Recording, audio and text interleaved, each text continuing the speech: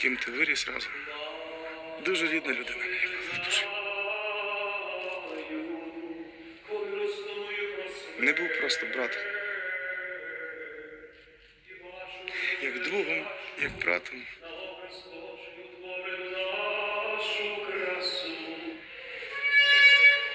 Senior Lieutenant Vasil Vashavani was killed on the 8th day of the war with Russia.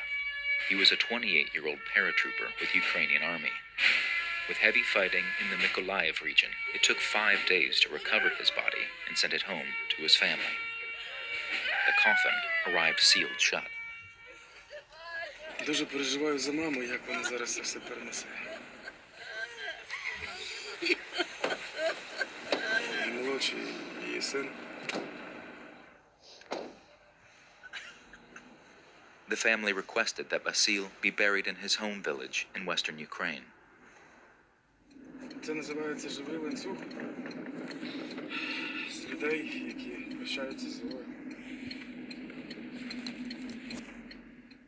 For miles as the funeral procession passed, villagers gathered at the side of the road to pay their respects. Бог забирає кращих. Я думаю, що йому зараз там легко. Вже все найгірше він пережив, вже йому спокійно. І він постійно на цій лавці розкачувався і щось лялякав мені. Щось розказував. Говорили про все. Про особисте, про моє, про його. Маму забрали, були серед ночі швидка в лікарню. Моє бажання його відправити. Її відправити кудись, щоб вона оздоровилась, відновила здоров'я, хоча це вже шрами на серці такі, що вони вже не загояться ніколи. Але...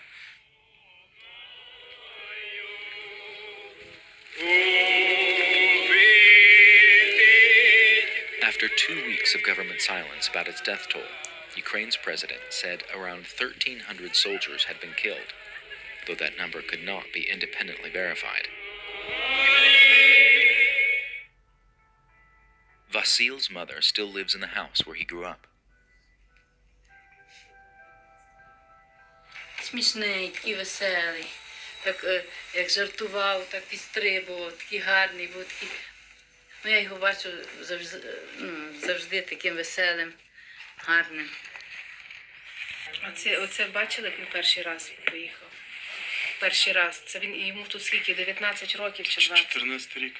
То тільки почалася війна в Україні на Сході. Це 8 років назад.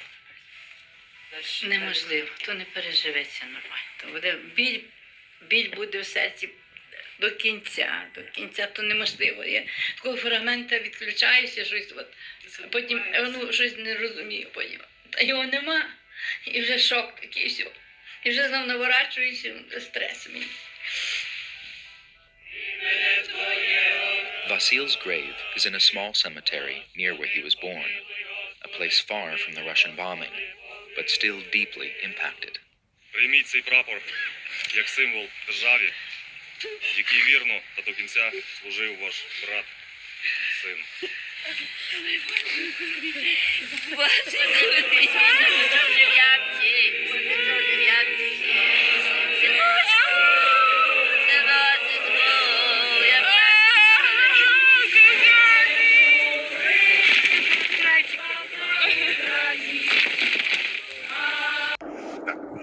Chernihiv is starting to look like Mariupol. There are thought to still be at least 150,000 people here. One of them, Alexander, sends us this. Мене звати Олександр, я чернігівець. Сьогодні 24 березня, вже майже місяць, як Чернігів протистоїть окупації російських військ. В місті нема зараз ні світла, ні газу, ні води, ні теплопостачання. Але Чернігів стоїть, він протистоїть. The mayor of Chernihiv took a drive around what's left. Це ви можете бачити безпосередньо, як виглядає зараз цей район. Так що, дивіться, усе було пряме попадання. Очевидно, He says the cemeteries are closed, the morgues having to keep bodies for days. 15-year-old Andrei has been brought from Chernihiv to hospital in Lviv. His mother didn't make it. and 1 second and I see a yellow explosion, sound in ears, and I just remember like I woke up in road, I see the broken car, and I see like my mother going in fire. My mother was ще була жива тоді, коли горіла. My mother was still alive while she was on fire. Ukrainian forces claimed a major win in the port of Berdyansk, blowing up a Russian landing support ship, the Orsk, which had been used to bring in vehicles and supplies. Helpfully, Russian state television had run extensive pictures of precisely where the ship was and what it was unloading. Last night, ahead of the Brussels summit, President Zelensky reached over the heads of NATO leaders to their people. Come from your offices, your homes, your schools and universities. Come in the name of peace. Come with Ukrainian symbols to support Ukraine, to support freedom, to support life.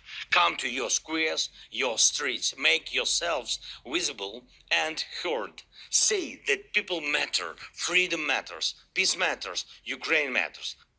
Today, to NATO itself, he drops his call for a no-fly zone, asking instead for 1% of their tanks, jets and weapons. The increasingly familiar face of Major General Igor Konashenko at the Russian Ministry of Defense announced they had captured the small city of Izium. The deputy mayor said there are fears dozens were sheltering in the basement here, and they don't have any equipment to dig them out. Up the road, in Ukraine's second city of Kharkiv, they are still under bombardment. Lilia Potapova has been sending us regular messages, and it's getting more difficult by the day. I'm a half-part ethnic Russian.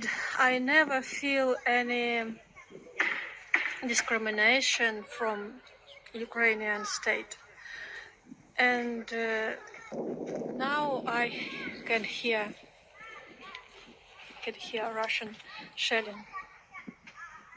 And many Kharkiv residents feel the same. They thought that Russians are our friends, and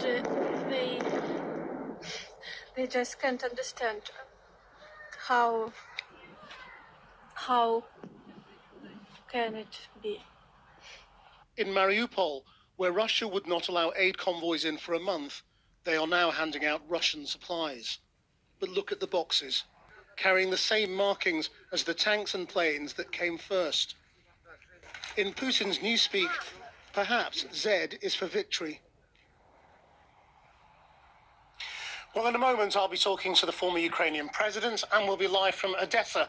First, let's go to Kathy in Brussels. Не менше 20 тисяч танків. Україна просила відсоток. 1% від усіх ваших танків. Віддати нам чи продати нам.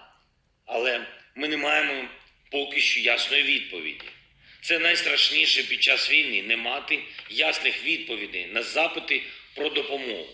NATO leaders agreed to send more forces to Eastern Europe to boost supplies of lethal weaponry to Ukraine. But when NATO's Secretary-General was asked in a press conference if he'd do what President Zelensky wanted, there was a muted response. He asked you specifically for 1% of all your tanks, for 1% of all your aircraft, for multi-launch rocket systems, anti-ship weapons, a very specific list. What is your clear answer?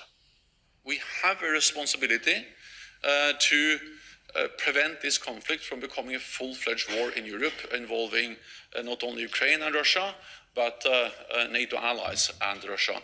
That will be more dangerous and more devastating